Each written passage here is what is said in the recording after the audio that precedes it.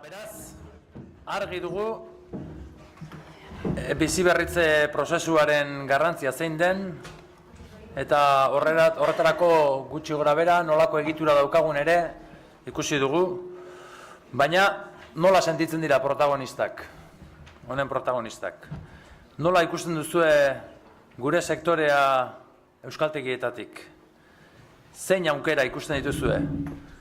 Kanporko argazkia badugunez, orain selfie bat egitea tokatzen zaigu, eta horretaragoaz, bai? Eta horretarako,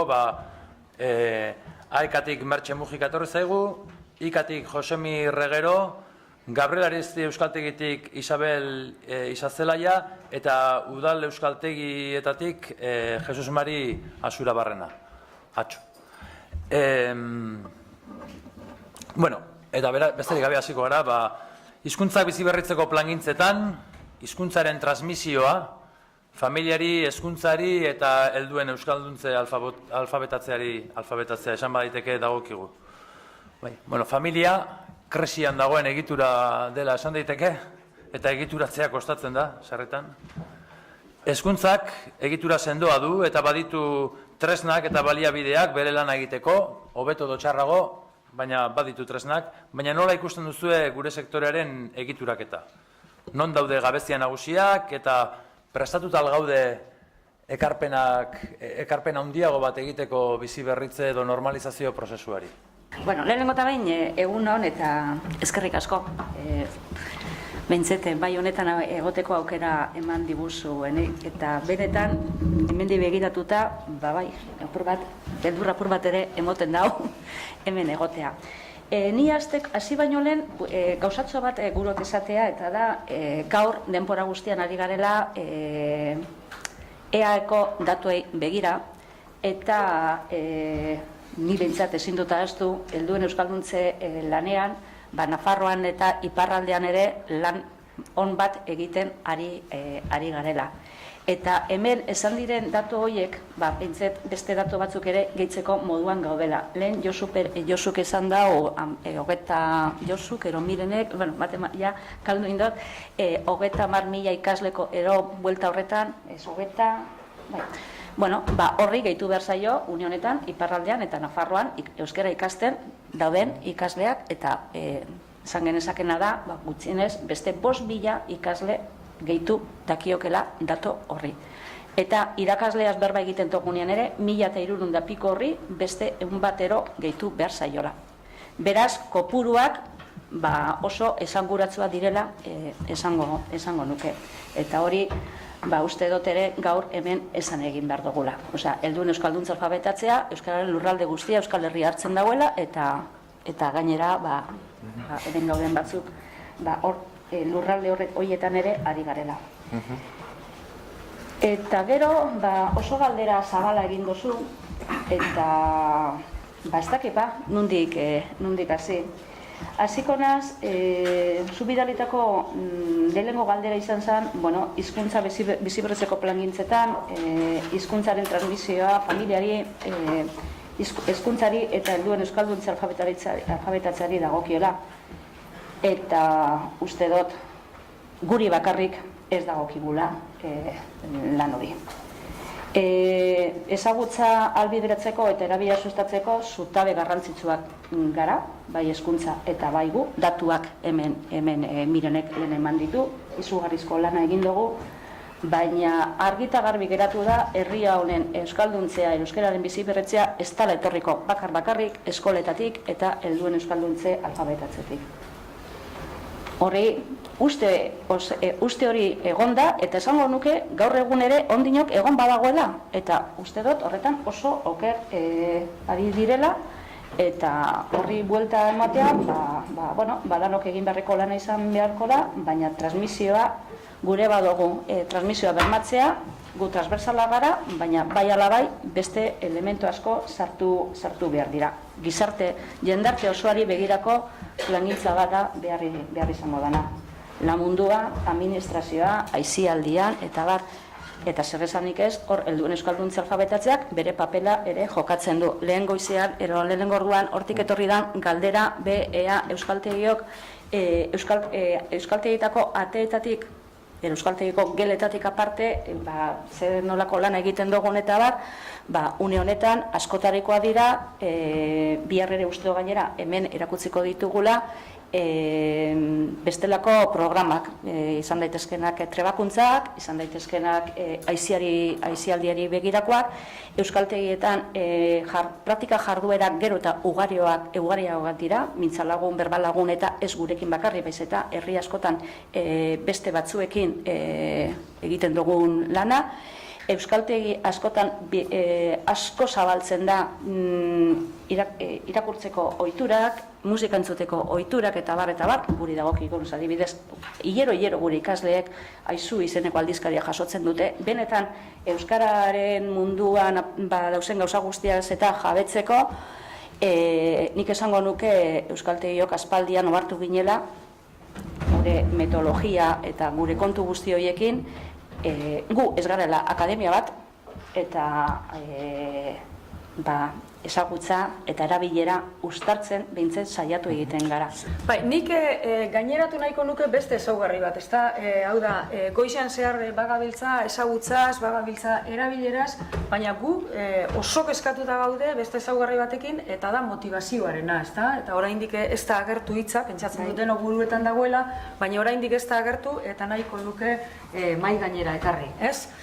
Esan dut, kontuan izan behar dugu oso hizkuntza potenteak ditugula gurearen ondoan, euskararen ondoan, eta dira espainola eta frantsesa, eta orduan, ahalegin bat egin behar badugu, egingo badugu, euskaraz ikasteko, hizkuntza horrek eman behar digu zerbait, frantsesak edo espainolak emango ez diguna. Bestela oso zail daukagu hori mahai gainean jartzea erakargarri. Orduan, iruditzen zait, motivaziotik badugula zer landu, hor egin behar dugula ahalegin bat hori dana mahai gainean jartzen. Bestela batean esan da, euskaldunok, hau da, euskaldun moduan nik hautatu behar badut, euskalduna izatea, hautatu dut horrek plus batzuk dituelako niretzako, eta pentsatzen dut plus horiek erakargarriak izan daitezkeela ikasleentzako ere, eta plus horiek erakutsi behar ditugula, eta ikusteko moduan jarri behar ditugula. Bestera batera esan da, gure ikasleek zoritxarrez ez dute ikasi ez eskolan, ez institutuan, ez unibertsitatean, ez komunikabideen, ez telebistan, ez inon, adibidez, arkaitzkano existitzen dela, edo berria, gaur eguneko egunkari badela, euskeraz egiten dela, eta gainera, egunerokotasunaren berri izateko oso polita, oso erakargarria, eta oso eguneratua dela, edo antzerki bat, edo loreak filma egon dela, edo, esan dut, nire ustez, plus bat dauka euskarak, nik euskalduna izatea aukeratu behar badut, da mundu simboliko bat duelako, erreferente batzuk dituelako, niretzako erakargarriak direnak. Esan dut, ni bat osatu dut nik euskararekin, eta ni hori konpartitu egin dut, eta gu osatu dugu. Eta gu hori da munduaren aurrean, gu izateko era bat, konplizitatea dago gure artean, eta konplizitate hori da erreferente kulturalak, gure erreferente kulturalak. Orduan, konpartitzen ditugu, eta horrek egiten gaitu gu. Gu munduaren aurrean, geu gara, eta izateko era propioa dugu. Eta uste dut, hortik jotzen ez badugu, hau da, gure ikasleen aurrean, euskara ez dakitenen aurrean, jartzen ez baditugu ezaugarri horiek, zailago izango dugula. Hain zuzen ere, horregatik, ondoan ditugun hizkuntzak oso potenteak, oso indartsuak direlako, eta oso erabaki politiko indartsuak hartu dituztelako. Hau da, espainolek erabaki dute, hasi Irunetik eta Kadizeraino denok erderaz ikastea, denok espainola ikastea, eta frantsesek gauza bera, hasi Hendaiatik eta Normandiako iparralderaino. Orduan, edo erabaki politikoak hartzen dira, esan dut, eta hori, horretarako badirudi zailtasunak ditugula, edo bestela, motivazioa izan daiteke, eta motivazioa izan beharko da, ez dakit gure erakargarri izan daitekeen bide bat. Gu gutxienez euskaltegian kezka handia dugu hortik eta lan handia egiten dugu hortik. Hau da, kultura referenteak ikasleen eskura jartzeko eta disfrutatzen irakasteko eta disfrutatzen ikasteko. Galdetu duzu, hezkuntza, helduen euskalduntzea, horiek oso faktore importanteak dira, baina denaren gainetik plan integral bat beharko genuke. Non umeek, baina aisialdiak umeek euskeraz egin, D ereduan ikasi, baina gero aisialdi euskeraz espadaukate, horrek ez du aurrera egingo. Beti Bilbos ari naiz, baina gure ikasleek euskaltegietatik kanpo ez dute euskaldunik ezagutzen. Euskaraldia aipatu dugu hainbatetan hemen, baina euskaraldiaren arazoa gure euskaltegian da, gure ikasleek ez daukatela osorik. Hau da, gure ikasleak indautxun bizi denak ez dakit non eman euskaraldirako izena. Orduan aukera eman diegu guk euskaltegitik denek abandon emateko. Hau da, euskaltegian abandon denak izango dira euskaldunak eta denak izango dira hau bizi, makuluekin, euskaltegiko makuluekin. Bueno, vale, gero, barkatu, Bueno, hemen esan den guztiarekin ados egonik, eta pixka bat galderari helduta helduen euskalduntzearen antolakuntza edo artikulazioari buruzko, egituratzeari buruz egiten den galdera horri helduta, nik esango nuke helduen euskalduntzeak duen arazorik nire ustez nagusienetako badala egituratze horretan duela arazorik handiena, hutsunerik handiena. Sortzetiko halako bekatu bat edo duela esango nuke gure sektoreak. Eta horren ondorioz, herritarren aurrean halako itxura aula ematen duen sektorea da. Hemen Pablo Bilbaok aipatu du herritarren pertzepzioan oinarritutako motivazioak edo bestelakoak eta aipatu direnean, nik uste dut erakundeen estatusa motivaziorako oso garrantzitsua dela, ez? Eta gure sektoreak ematen du halako zatikatutako sektorearen inpresioa ematen du. Euskaltegi, publikoak, udal euskaltegiak, gero pribatuetan AEK dago, gero bestelako euskaltegiak eta daude. Sareak nahiko zatikatu badako, erakunde bat nolabait guztiak batzen edo biltzen edo irizpide kurrikuluaren bidez eta irizpide metodologiko eta bestelakoekin hori guztia biltzen eta zer egiten duena, baina ez du hezkuntzak duen tamainako izaterik. Hezkuntzak gizartean duen oniritzia eta tamaina hortako zerarik helduen euskalduntzeak ez dut uste duenik.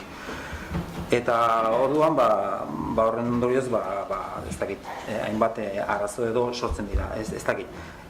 Guk, helduen euskalduntzeak, halako egitura, ez dakit, publiko indartsu erreferentzial bat izango balu, horrek sektore pribatuari ere mesede egingo lioke.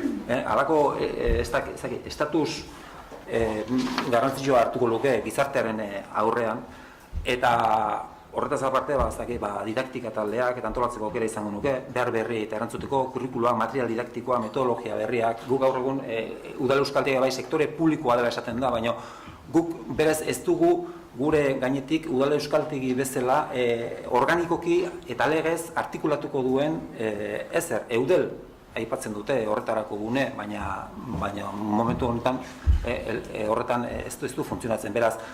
Halako taifen erreinuen moduko zerbait da, amankomunean ditugun hainbat arazok alkartzen gaitu, biltzen gara, hitz egiten dugu, eta, partekatzen ditugu gure esperientziak eta bestelakoak, baina berez ez dago kagula ezer, halako interlokutorerik hori guztia batu eta artikulatuko lukeenik.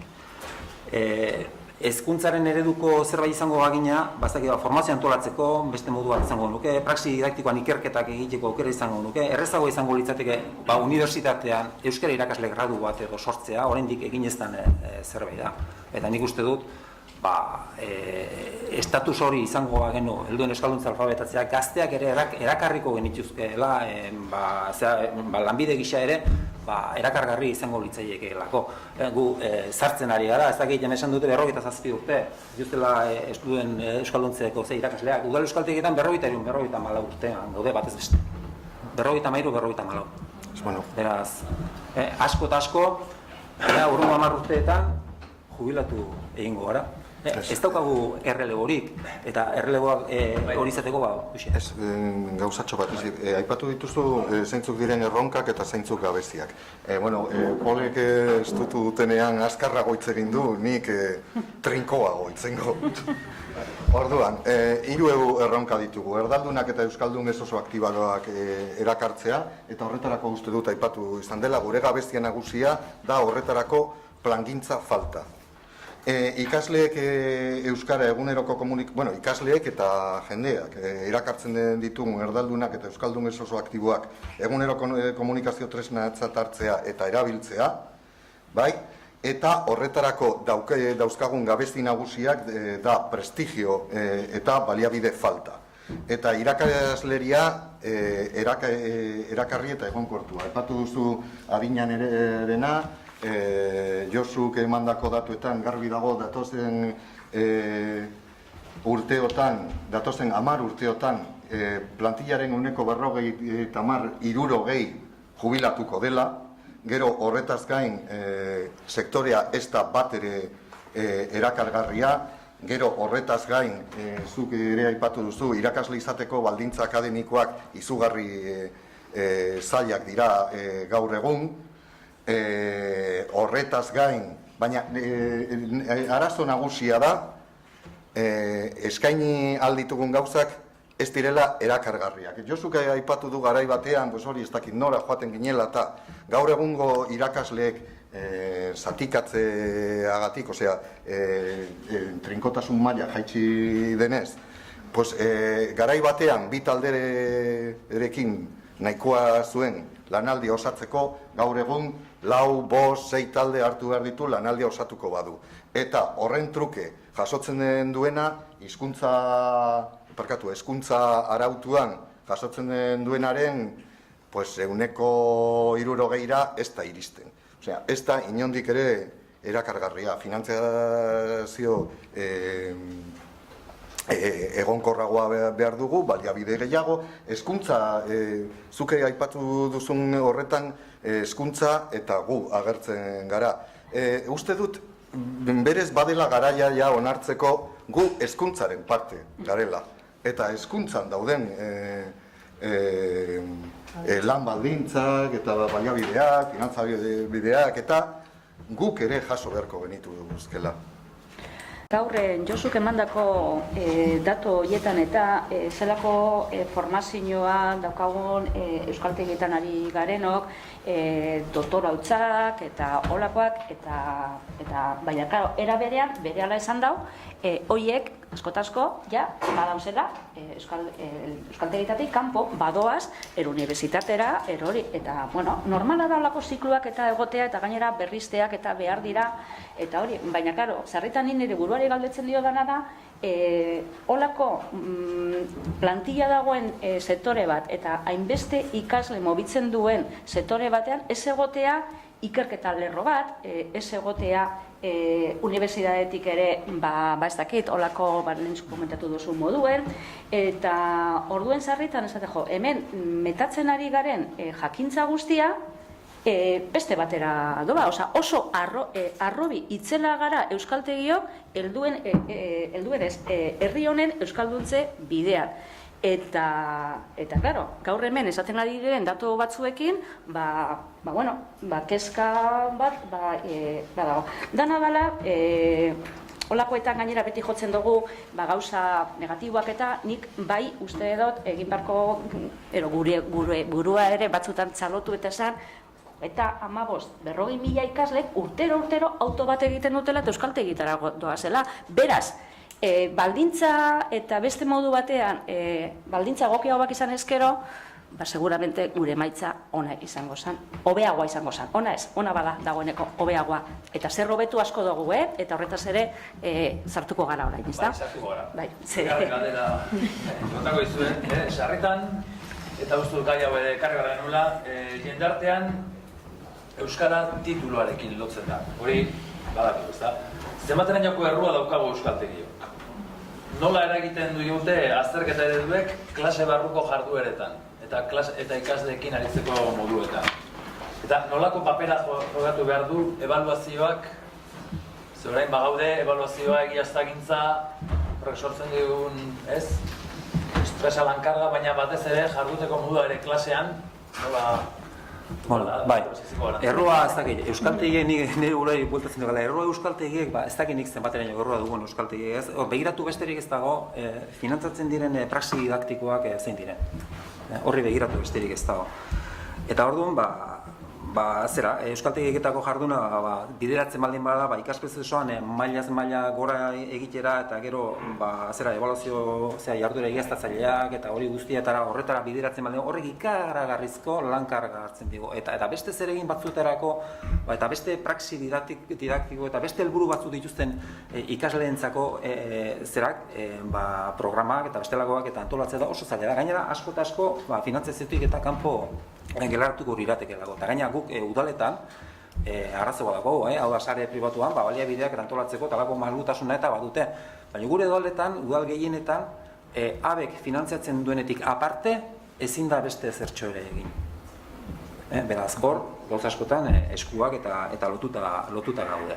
Orduan, praxi didaktiko batzu finantziatzen dira, eta beraz, horretara mugatzen gara, eta askotan, esperientzia oso zabala izanik beste erabateko plangintzak eta eramateko, baina eskuak lotuta aurkitzen gara. Orduan, guk ikusten dugu tutore, adibidez tutoretza. Egin orain tutoretza kendu egin da. Guk ez dugu eman tutoretzari, baina hori da, zegoela euskaltegietako, zuzen bileratan eta aipatu delako. Nik uste dut tutoretzak izan behar lukeela gure praxiaren oinarrizko elementua. Eta horrek bere denbora eskartzen du. Denbora tutoretzak izan dituzke taldekakoak, baina askotan banakako tutoretzak ezinbestekoak dira. Askotan ikasleak bultzatu nahi baldin badugu eta jarri nahi baldin badugu bere armasare hurbil horretan eragile izateko eta hizkuntza erabiltzeko eta holako plangintzak eta martxan jartzeko ezinbesteko elementua da. Eta nik uste dut hori ere nolabait kontemplatu beharko litzatekeela finantzazio bideetan eta gure praxi didaktikora ekarri eta zabaldu. Eta horrez gainez, horri lotuta, ebaluazioa betidanik egin izan dugu, ebaluazioa oso importantea da, baina ebaluazioak izan behar du denaren gainetik ikasleari laguntzea, lehenago, hau da, azkarrago eta hobeto ikasteko.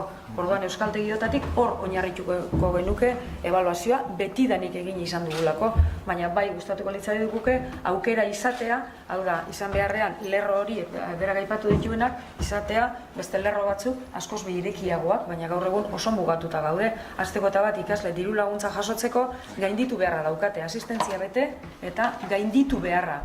Beraz, doakotasuna ere aipatzen dugunean, ni ados nago, eman dira, pauso importanteak eman dira, baina oraindik asko daude emateko. Esan nahi dut, izugarrizko erraztasunak dauzkagu, gure hizkuntza handiak ikasteko erabat doainik eta ezer eta inor penalizatu gabe ikas ditzakegu eta gainera era naturalean, kalean, ezelako esfortzurik egin gabe. Eta euskaltegietan ostera, esfortzua egin behar dugu, lana egin behar dugu eta gero jaso ahal izateko parte bat, zati bat, gainditu egin behar dugu. Beraz horrek mugatzen gaitu taldeak sortzerakoan eta ikasleen eskaeren aurrean.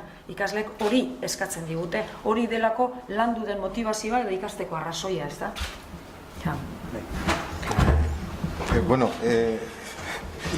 Ez que gaipio bat lotzen dira. Bai. Eta esan nahi dugu, eta ezin dugu lotu. Aztebeteko topaketa bat. Ez dakit merezi duen. Baina gauzatxo bat, uste duten galdetu duzula,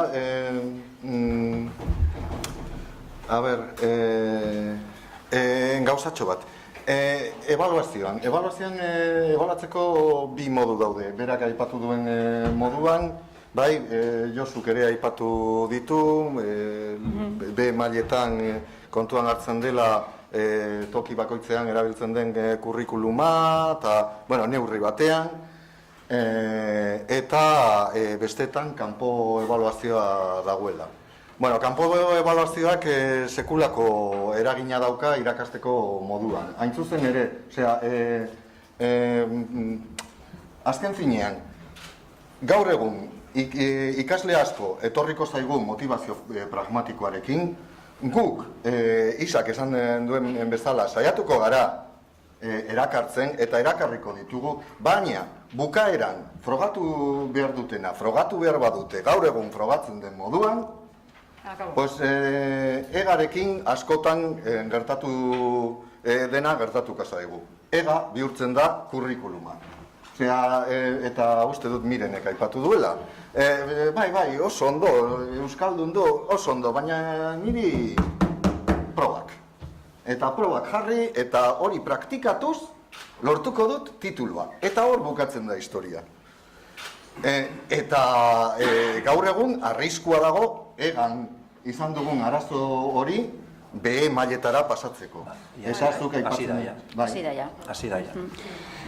Eta oso arriskutsua da. Eta gainera, erabileraren ebaluazio aurkakoa, diagnostikoarekin hasten garenean gainera, hau da, holako ebaluazio azterketa eta holako asmorik eta ez duten ikasleak ere, ia, ebaluazio diagnostiko ikastoroaren hasiera-hasieran jartzen digunean, ia hasten da, bai, ia ikaslearen espektatibei aldatzen dira, eta ia, barakia ikasturte guztia ebaluazio egintza izango da. Hasiera-hasiera. Eta hori, A ber, hemen argi dagoena da, beharrezkoa dela ebaluatzea. Ezke, gainera, uste dut, euskaltegiok jaio ginenetik ebaluatzen ari garela. Osea, horregaitik ere heldu garen tokira. Hor, behin eta berriro, niretzako, bitarteko bat izan dana, helburu bihurtu dugu guztion artean. Eta dana daukagu horretaz, zer hausnartu eta zer bideratu. Eta gero, taldeak osatzeko orduan ere, oso zera da, oso estua da, normala izan behar, igual horrela izan behar da. 8 ikasleko talde bat, ratio bat behar duzu talde bat abiatzeko. Talde horretan, elkartuko da, bere imaginarioan pentsatu dauen, nik atara behar dute bigarren eskakizuna, eta jubilatu berri dan, baina euskara ikastea eta hobetzea, eta ez daukan da inongo beharrik titulo bat izateko, bera gure dagoena, eta klaro, hori dan hoi, gela batean kudeatzea, gure irakasle askok eta askok gehienek merito, sari bat merezi dute, bakarrik hori egunerokotasunean berateko. Niretzako erabileraren aroan sartuta gaudenean, hainka sartze, zakit horrela ditu behar den, baina da, egiaztagintza, diru laguntzak eta danak sako berean sartzea, eta oin, sako eta doakotasuna, hori da, hori nahi nuen esatea, eskerrik asko zuzentzearen, eta doakotasuna, dana sako berean sartu, eta ala, astindu, eta venga, ala, eta oin, ala majos y majas, honi aurre egin. Eta egize da, oso momento tensoak ere bizi direla, eta leku batzutan gainera are gehiago. Adibide konkreto bat ipiniko dut, eta bakarrik minutu batean, eta da, familia begirako udan antolatzen ditugun barnetegiak. Hor, 10 egunetan ohiturak aldatzera goazen momentuan, eta baina zera, eta bihurtzen da praktikamente barnetegi erodenalako hori, ea maila bat, eskuratzen dugun, ea diru laguntza dagoelako tartean, eta egiten dugu ahal duguna. Eta hortik gero, majo, bakarrik ez da titulua, baina horren berri ere izango duzu etengabe, ebaluazioa, hain da evidentea egin behar duguna, gure eguneroko lanen barruan sartzen dalako, ikasle gainera esan zure abiapuntua zein izan da, nola zoazen hobetzen, eta hori, baina horretan, imaginario honetan, eta ez dakiz zari garen gauzak desbideratzen, eta titulodun pila bat izango ditugu, pena bada bekera joatea eta danak erdera saritzea, ze bat egiteko orduan, eta niri behintzet horrek, langintza honetan ibilitan, niri behintzet frustrazio itzela sortzen dit, eta niri bezala gure irakasle asko eta askori. Orduan, txarritan hitz egin dugu horretaz, ez da gai berria, baina buelta batzuk eman beharrekoa, ezin da lotu, dana lotzen ari garen moduan. Bueno, ez dakit horrekin, suposatzen lotura zuzena daukala hurrengo galdera, baina erabilerako, ezautzatik erabilerako urratsa eman beharraz, ere askotan hitz egiten da, eta hori da EOK 2000 urtean aterazen EOKek ere aipatzen zuen, ezautzatik erabilerara, eta bueno, urratsa hori eman beharra argia da, ezta? Baina ikasle askok euskara ikasgelako hormen artean baino ez dute dauritzen. Hori da, hor dago. Eta pixkat ja, lehenengo galderarekin osatu duzue, edo erantzun duzue gutxo gora bera, zer egin dezako euskaltegiok, benetan, euren bizitzan, euren sareetan, edo ez dakit bakarrik egiten gurea euskara jakinez eta ikasi nahi duten gana heltzea, badaukagu beste esparru batzuetan eragiterik. Hau da, gurean euskaldundu direnak gero euren esparruetan ez badira kapaz euskaraz bizitzeko edo euskaraz aritzeko jardun horietan, zer egin dezakegu euskaltegiok? Bueno, Bueno, Ez, bueno, hemen aizan da maian, ez? Hemen, hau da, ez dela gure ardura soila, gizarte osoaren ardura dela, esan da maia honetan, da ni horrekin guztiz ados nago. Eta gizartean erabilerarako sinergiak sortzeaz gain, nik uste dut euskaltegietan ere irakasle soil izatetik beste figura batera, ez dakit potoloxa barramango luke, baina hizkuntz portaeraren teknikari gisa funtzionatzen hasi beharko genukeela.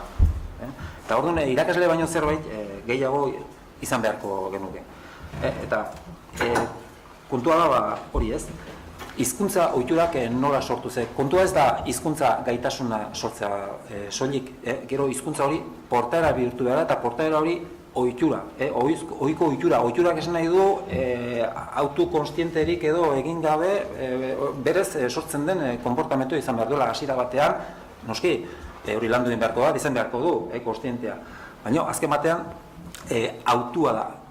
Hemen azpimarratu behar da, autua zein testuingurutan gertatzen den, eta autua hizkuntza aukeratzeko, aukeratu behar den testuingurutan sortzen da. Hau da, hizkuntza bakarra baldin badago, zer egiten dena hor ez dago ohiturik, eta berez sortzen da, hizkuntza ohiturak ez du inolako arazorik. Hemen kontua da, guri hemen elebakarrek sortzen digutela elebakartasunaren inposizioa. Beraz, hizkuntza ohitura sortzeko arean gutxienez biek izan beharko dute elebidunak gure kasuan.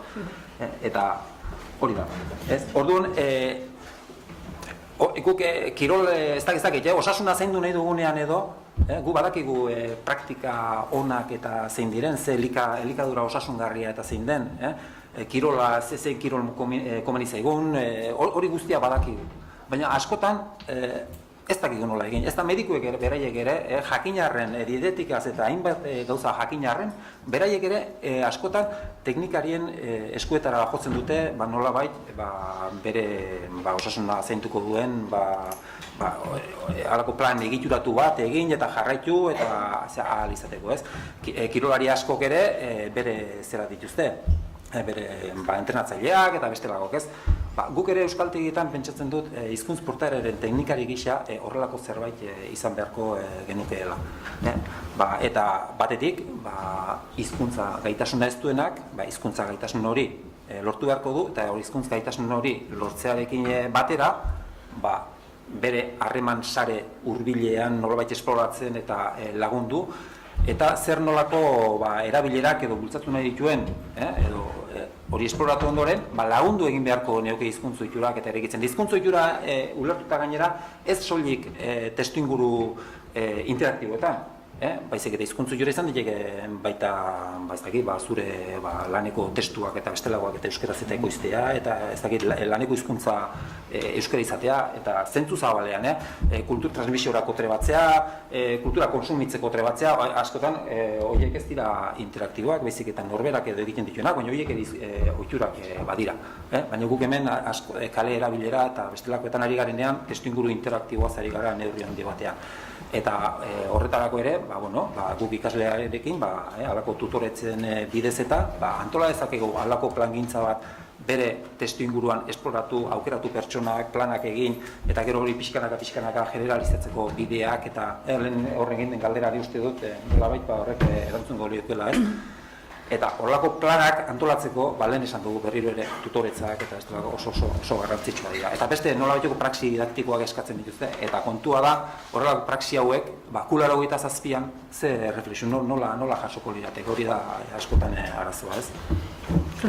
Eta erabileraz ari garenean ikasleez ari gara, baina nik uste dut ikasleez gain gure erabileraz ere, eskatzen hasi behar dugula, esan dut, gure ikasleek ez daukat erabilerako espaziorik, baina nik ere ez, esan dut, nik nahi dut nire burua salbatu euskaldun moduan, nik bizi nahi dut euskaraz, eta seguru nago niretzako aukerak topatzen baditut, nire ikasleek aukerak izango dituztela. Ni etxetik ateratzen naiz, eta gaztelaniara pasatu beharra daukat lehenengo segunduan. Zan dut, etxe barruan ez bada, sorionez etxe barruan euskara bermatuta daukat, lankideekin bermatuta daukat, baina hortik kanpo ez daukat inon. Beraz, ez da ikasleentzako erabilera espazioa topatzen ari naizela, zalantzari gabe, baina lehenengo neuretzat nahi ditut, eta ziur nago, neuretzat topatu ala ikasleek izango dituztela. Eta ikasle asko eta asko ezagutzen ditugu, prozesua egin dutenak, eta handik 10 urtera etortzen zaizkiguna, orain ez, mesedez, 10 urtean ez dut ezer egin. Baina esaten dizute, baina ez dut beharra izanik izan, hitz bat bera ere 10 urtean euskaraz esateko. Esan dut, hor indar handia galtzen ari gara. Hau da, behar dugu, plan benetan hori. Horregian azten dugu pixka bat lan egiten ari garen testimonial soziolinguistikoa. Hori da, plangintza integrala behar dugu, ume direnetik da ereduan ikasi, erabilera espazioak izan ditzaten, aisialdia, helduek euskaltegietan ikasi, kalera irten, eta gero hori osatu erabilera errealarekin, da gainera bizitzako erabilerarekin, esan nahi dut, euskaltegietatik gure borondate onarekin joera dugu espazioak topatzeko ikaslei erabil dezaten, baina erabilera naturalak nahi ditugu, errealak, bizitzarako balio digutenak guretzako baliogarri izango direnak. Horiek izango dira baliogarri ikasleentzat. Euskaltegietan egiten dugunaz gain, noski, eta argi dago euskaltegietan egiten duguna, babestuta egon beharko litzateke, eta horrek ikusi behar, horrek izan beharko luke isla, kularo eta zazpin edo berdin dit non. Horre gaina, efektu biderkatzailea lukez, gure ikaslea, eta gainera gero berak gizartean aktibatzen duen beste jende bat, kulturarik ez duena. Engainatzen ari gara, esan dut. Bueno, nik esan dako guztiarekin ados egon da, igual Arkaitzek esan dago euskaltegiok ere zer egin genezakeen gu ja gure eskuero egon daitekena, eta nik hor hiru apuntero egitean gureko nuke, ados egon da, hoie garatzeko bere patxada bat behar dugula, denpora bat eta baliabideak eta hori, baina hainbeste bider aldarrikatzen dugu metodologia komunikatibo horretan ere gaur egungo tendentziak eta gaur egungo daukaguzen baliabideak eta horretan ere uste dut hartu behar dugula denporatxo bat eta hobekuntzak ero egitea. Uste dut ditugun tresnak erabilerari begira eta euskaltegietan bertan ere horiek areagotu egin behar direla eta ez dakin izelan, ez dauka formularik, baina berbalagun, printza praktika jardueretan, antzerkira joeteko eta holakoetan ere jentia berriro motibatu, ez dauka formulari, baina hori neurri batean gure esku ere batzutan egoten da, baina hori. Eta gero irakasleen etengabeko formazioa eman behar diogu, eta horretarako dei zuzena aberi unibertsitateari erostakin nori, baina irakasleon formazioan inbertitu egin behar da, bai ala bai, eta gaur egun irakasleok etxera soldata duin batekin joateko eman behar ditu, ez dakiz emate klase ordu eta ez dakiz eta badakin hor, eta denpora gutxi geratzen zaio bere burua formatzeko eta sare bakoitzak egiten dugu ahal duguna saiatzen gara, baina ez da nahikoa. Hemen esan da irakasleak teknikari, soziolinguista txiki apur bat ere izan behar gara, baina horrek eskatzen da denpora bat, zure egunerokotasunetik apur bat urrundu besta berbia, baina, patxada sartu, pentsatu, eta horretarako tarte gutxi gau. Nik ez du planteatu hori soziolinguista. Ez, hori nik esan dut, igual, 15 orduko, soziolinguistik, ez dut nahi nik ere esatea, esateko dutena da, holako, neurriak ere ezagutza minimo bate, ze papel jokatzen dugun irakasleok gero gure ikaslei transmititzeko ere, ze papel jokatzen duten ikasleek helduen euskararen berreskurapenean. Hori da, konzeptu batzuk, eta hori gainera ez da nik esaten duena, gaur egun ere foro askotan esaten ari dena, hezkuntzako irakasleek horietan ere trebatu behar ditugu moduan. Hori da, esatean nahi nuena bakarrik, eta hori nizartzen dut etengabeko prestakuntzan. Eta prestakuntza, lehen, abek ere gauza gehiago eskaintzen zituen, ez dakit, eta ez dakigu denporarik ere, ero udan egiten dozu, ero ez dakit guk euskaltegieko gure artean sarritan komentatu dugu, hezkuntzak irale programa badauka, eta horra, hezkuntzako irakasleek aukera dute 5 hilabeteko liberazio bat, ero 4 hilabete, ero liberazio baten bidez, bere burua prestatzen joateko. Gure euskaltegietan hori da zientzia fizion gaur egun. Eta hori, uste dut aldarrikatu beharreko kontu badala, gure 1500-neko multzo horretan, ez dakit urtean, liberazio batzuk, laguntza batzuk, ez dakit, bestela. Horri lotuta ez formatzeko bakarrik, formatzeko dudarik gabe, baina gero zahartzen ere bagoaz esan dugu. Hori da. Zahartzeak ere baditu ondorio batzuk, ez? Danok ezagutzen ditugunak, eta horrek ere, hori ere kosto bihur daiteke, edo bihurtzen da, gehienetan esan dut, guzti hori ez da aurre ikusten. Eta gero bestalde batik, Mirenek aipatu du, helduen euskalduntzea, estrategikoa ere badela, ez da? Baina estrategikoa denean, horrek prestigioa izaten du, edo aintzat hartzen da. Eta gure egia esan, une honetan dagoen joan etorria irakasleena soilik kontuan hartzen badugu, gurea ez da benetan prestigiotxua. Helduen euskalduntzea edarra da, helduekin lan egitea edarra delako iritzi trukaketa etengabeko bat. Irakasleak hizkuntza dauka, baina ikasleek beste gauza asko dauzkate. Orduan horrek berez polita eta ederra izan beharko luke, eta bada. Baina gaur egun dagoen moduan hori bihurtu da, iaia kalbario muturreko ordutegi asko, lan jarduera samatsuak, eta konpentsazioak ez dira aintzat hartzekoak. Orduan irakasleen joan etorria handia da, ez dago plantillari eusterik, baditugu alde honak ere asko ditugu, baina horiek denok ezagutzen ditugunak. Ez hori, gutxi gora bera eta labur bilduz bidea orain arte gurutze bidea izan da, orain bide gurutzean gaude eta ea bide zuzena hartzen dugun, baina eta Zerbait gehiago badaukazu egizan oso ondo gazten? Nik lehen Josu Peralek esan dago, holako 10 urtera, urrengo 10 urteetan eta ondo txartu lertu badut zuzendu mesedez, ikasle gutxiago egongo direla, hori esan duzu ez? Zure ustez, hori da.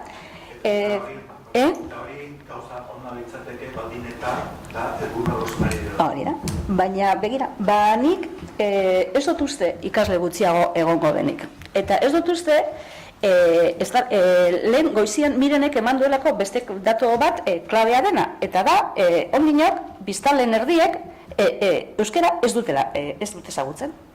Beraz, euskaltegiok badaukagu urrengo 30 urterako ere beste modu batean seguramente, ni hasi nintzen sasoi hortan eta gaur egun ez dauka zer ikusirik, eta naiz eta azkenengo urteetan gela bat ez du zapaldu, baina euskaltegietara joetenaz, eta nik lehengunien nire herriko euskaltegian ikusi nuen jente aurten hasitakoak berretzi egiten da ikasle gehiago egongo direla. Hori, ondinok, ez dugu, ni beti esan dut, gure aekaren euskaltegia jaio ziren atiak izteko, cerrado por fin de obras. Baina hori, ez dakit ikusiko jubilatuko naz, espero gut. Hoi gurean ere pixka bat ikusten. Batu duzu Gipuzkoa eta Gipuzkoan agian bide horretan, baina hartu gainontzeko lurraldea, Bizkaian ez da alakorik gertatuko, ez behintzat Bilbo inguruan eta ezkerraldean. Araban ez da hori gertatuko, zuek aipatu duzu hezkuntzan, DBH-en oraindik 93% A ereduan ikasten du. Eta A eta B batuta 60% ikasten du. Eta zer esanik ez Nafarroan edo iparraldean. Datozen urteetan ez da espero izatekua kopurua jaiztea. Nik Gipuzkoarra naiz, Lasarten lan egiten dut, eta 2011ko soziolinguistik ikerketatik 2016kora inden ikerketa horretan, erdaldunen kopurua join da. Eta hori, etorkinen eragina izugarri nabari da. Eta elkardunen kopurua join da, baina euskaldunena izugarri jaitsi da. Horrek zer esan nahi du? Adinezek gazteenak, berez, euskalduna, urtetik 24 urte bitarteko horretan, ia guztiak euskalduna dira. Oso franja txiki bada ia euskaldunena eta residuala da zeran erdaldunena. Gizartalderik erdaldunenak zaharrenak dira. Eta horiek gora ginala, ikusten da, ia euskaldunena jetxik gina, zer euskaldunean kopuru igotzen da izugarri, Baina aldi berean, hori gertatu da, horrekotik, ja 1000 laun edo gehiago direla erdaldunak. Horrez dago, etorkinetan ez dago ia euskaldunik.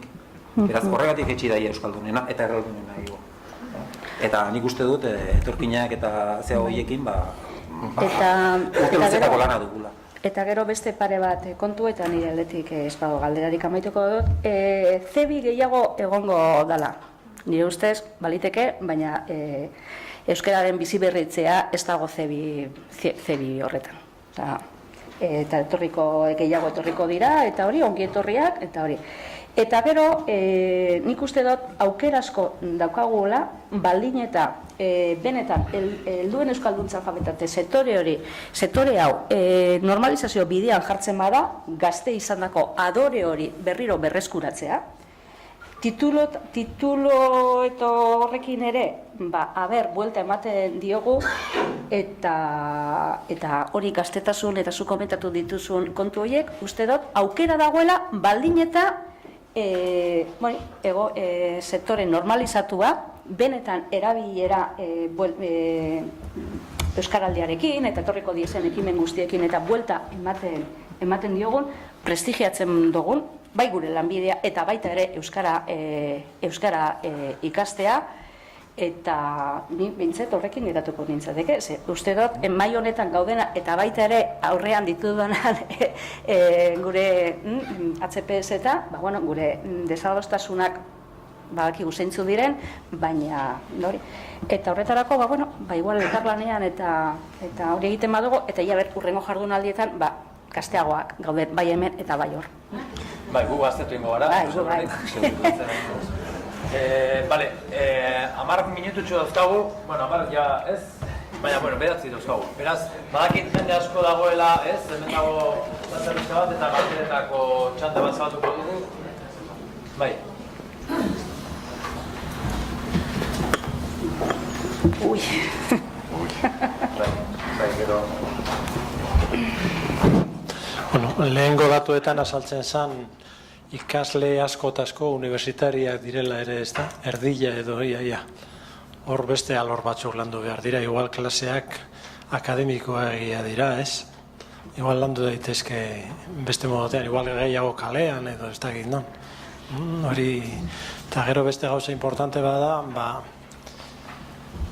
hau importantea da hemen erronka hau Euskal Herrirako euskara zabaltzeko, eta mundu batean ikustu dut Eusko Jaurlaritzan hartu beharko litzateke lerro estrategiko moduan, ikerketan moduan. Aipatu da, ikerketa lerro bat izan daitezke, mundu mailan ondo kokatuta egon gaitezke, hortan egin gezake mundu mailan ekarpen oso handia, erreferentzia gara kanpokoentzat, bai lotodidaktikan, irakaskuntzan, eta baita aipatu da, bestea hori eremu digitalean presentzia eukitzea, hizkuntza teknologia, ni alde hortatik ikusten dut. Eta hortik ezagutzen dut, hau ez dela hartzen gai hau ikerketarako lerro nagusien artean, biomedikuntza, nanoteknologia, ez da gizer, herri mailan, nik uste dut, Europako beste herri batzuetan ez dagoen lerro bat euki beharko genuke guk, eta da nola egin herri mailan guztiak hizkuntza normalizatzeko. Eta hizkuntza teknologiak horretan importante. Beste lerro potolo horien mailan jarri beharko litzateke alegin hau herri mailan estrategikoa dalako. Nik guztiz ados nago esan duzun horrekin. Ze azken batean, guk beti gara esperientzia importatzaile gara. Eta guk daukagun esperientziarekin munduan esportatzaile izan behar genuke. Gure hemen euskalgintza munduan hizkuntza minorizatu bat berreskuratze prozesu horretan egiten adaren lan guzti horren, lan hori sistematizatu eta munduan zabaldu esportatu egin behar genuke. Orain egon dira, esaten eta horiek egon dira, Amerika. Eta lehenengo partean egin duzune galderaren arira, hau da, klaseetan dauzkagun ikasleen artean unibertsitariak direla asko eta asko, egia da, esan nahi dut, hori da bultzatu izan dugune motivazioa, hau da, ikasketa, ikasleek, bai diru laguntzak jasotzeko, arrazoi askorengatik oso bide akademikoa egin behar dute, hala beharrez. Hau da, egiteko zehatzak bete behar dituzte eta egiteko horiek intelektualak dira. Orduan, herritarren parte handi bat kanpo uzten ari gara. Uxatu egin ditugu klaseetatik, zoritxarrez. Zergatik, eskaintzen diegun bidea, demanda hori delako, eskaintzen dugun bidea oso intelektuala delako, oso akademikoa delako. Herritarren gehiengoa ez da gai egitekoa ulertzeko, B baten edo B2 maila intelektuala, jatorrizko hizkuntza ez duelako maila intelektual hori, kexa bat adierazteko, edo eskaera bat egiteko, edo iritzi artikulu bat egiteko. Beraz, herritarren zati handi bat kanpo uzten ari gara. Ez da euskalduntze unibertsala, da euskalduntzea intelektualentzat. Zati handi batean, Ikusi beste, utziko diogu publikoari pixkat ere? Bai, nik lehenengo etortuko dut hemen daramagun bizpairu horretutan oso gauza interesgarri pilo bat entzun duela, akaso gauza kontrasankor beste. Baina ez dauka basti egitenak prestatzeko, baina nik ikusitako gintzapakaren nik ikusitako jarritzeko egun osoko main duela. Horra parkatuko edazu, baina gauzakitan zentratuko nahi eta sentitzen dut puntu garrantza jarriko bat. Azteko, interesgarri edu zait eta ondo datorkitu da Euskalteako Ordezkarien handik etortzea. Irakasle izatea zarago, ezken nuken hizkuntza teknikari, ostaretu da, soziolinguista, erakusle, behi desegun, ezkenen erabileran eragingo duena. Nik uste dut orain arte izan ez pagara, txartu gabiltzara, orain arte izan ez pagara. Hizkuntza teknikak kontalo gehi urte sortu ziren, baina, jarrera hortaz, erakusle jarrera hortaz, harina zehazki. Nik ikusten duanean, nire kontratua, Euskal Teknikaria eta Zinegotzien artean, Espainiol lutzez bideratzen, eta gero Euskara Zinegotziak, frantzesez eta inglesez agurtzen duenean teknikaria, pentsatzen dut, berikult jasaman, baina zartu aurritzala, are gehiago gero kontratua Espainiol lutzez emoten diatenean, udal euskaltegi batean. Nik aldetuko nuke, askoz adibide gehiago jarnitzake, dozenak irakasle ezagutzen dut ikasle batekin bikotetu direnak gero bizimoduak Espainiol lutzez egiteko, eta horiek ikasleek, beste ehunka ikasleek ikusten dute erreferean, klaro. Kultura konsumoa, mila gauzatzen dut ez. Baina, simple esan da eta argita garbiola kotoiaren froga egiteko nik esango nuke, zenbat duan euskaltegitan egiten da kontrako espainolez? Ni dozenario bat egin azken urtean eta erditik gora. Aldi gogoan izan dudana, eta horretzen du zerretik ez da tratatzen, arloko aldugunei ez da politikari ez da interesatzen, baina nik uste dut matrikulazio datuak, titulazio datuak ematen direnean badagoela galtzerdiaren beste aldea eta galtzerdiaren beste aldea dela eskola porrota. Eta hori ez dela, nik ez du sekulastarkaterik ikusi. Baina hor datuak eman dizkiazu eskura eta tita egiten dira. Eta pasan urteko datuak eskuan hartuta. Hartuko bageno eskola porrot bezala, urte osoan euskaltegi matrikulatuta izan, eta dagokio titula dela ez duena, eta badakit hori asko ponderatu daitekela, badakit begi bat ez dela urteetan ateratzen printzipioz, badakit modulazio ezberdinak asko egiten dutela eta bar, baina iasko datuetan, irtetzen zait, 175 eskola porrota. Eta uste dut hor badagoela zeira basi eta zero betu. Gauzatxo bat, horiek dira eskatutako titulazioak. Horrek ez du esan nahi, maila lortu zutenik. Horrek, esan nahi duen gauza bakarra da, ikasita, aurkeztu direla, B mailetan datuak badira fidagarriak. Hortik aurrera B2 eta C baten, berak esan duen bezala, jende askok ez du bere burua aurkezten, naiz eta gainditu. Hori alde batetik. Gero, bestetik, B2 datu batzuk falta zaizkigu, baina kontrakoa da, arrakasta maila 70-75 da. Eta beste kontu bat da C baten. C baten arazoak bestelakoak dira, datu fidagarriak ez daude, berez C baten esan dugu aspaldian bihurtu zela azterketak prestatzeko maila, eta hori konpondu beharko genuke, baina gero hor agertu diren datuak bakarrik dira C bateko datuak, abek egiten dituen deialdietakoak. Hala bada, portzentaiak zuk esan dituzunen antzekoak dira. 25, 30 tartekoa. Gainontzeko probak kontuan hartu bagenitu, segurazki litzateke, baina ezin dizut esan, daturik ez daukalalako. Ez da razonik. Erdira jitzita ere, uste dut badaola zer lan du. Ez, bakarrik bukatu nahi dut. Horrek frogatzen duen gauza bakarra da, bai? Egiaztatze gintzarako hautatu den bidea, kanpo proba zorrotza eta horrek ez duela laguntzen emaitzak hobetzen. Eta kalterako direla. Oain dela 30 urte, niri esaten zidaten euskaltegiak 10 urterako edo 20 urterako zirela eta hezkuntzak euskaldunduko zuela. Orduan, nire ustez hor zitzaion heldu behar bezala. Oain, iruditzen zait, erabileran jarri dela, ari gerala jartzen indarra, eta berriz ere hezkuntza edo heziketa edo dena delako, hau da alfabetatzea eta euskalduntzea batez ere, eta euskaltegien lana berriro desbirtuatzen ari da. Orduan, 140 bakarri baldin bada euskalduna, eta etorkinak etorri behar badute, egin dezagun sektore fuerte bat, baina erabilera garrantzitsua izango da, baina gure sektorea oain dagoen bezala ere irakaskuntza ere oso garrantzitsua da. Eta jar dezagun indarra sektore hori behar bezala antolatzen behingoz, zen naiz eta 54 urte eduki, 10 urte gehiago lanean egongo gera, edo gehiago.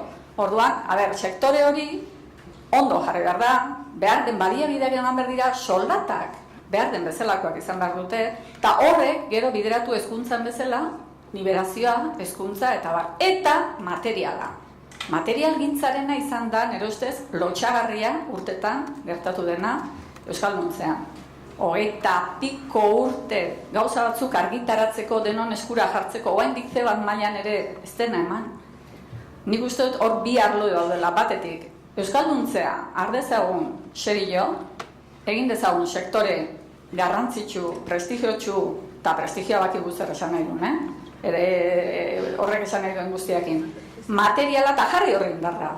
Eta gero, erabileran ere, eta hor badaude teoria asko, txepetxek eta aipatzen dutenak, ezagutza maila handi bat behar da, erabileran maila bat eman dadin.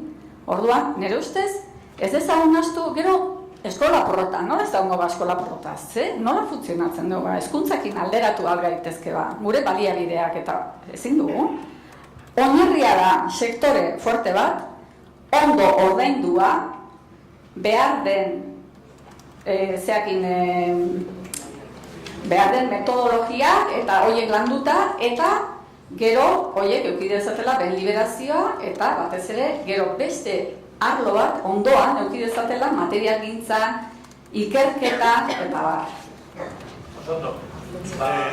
Gaitz beste gauzatxo bat gaitzen, ez da guztan. Baina bideoratu da. Barkatu. Ondo dago iritziak ematea, nik uste dut datuekin gehiago indarko genutela. Doakotasuna, Gernikako udal euskaltegiak, Gernikako udalean doakotasuna badago. Sinisten duzue zuek A batekoak direla urten ikaslerik gehienak Gernikan eta 11 nazionalitatekoak.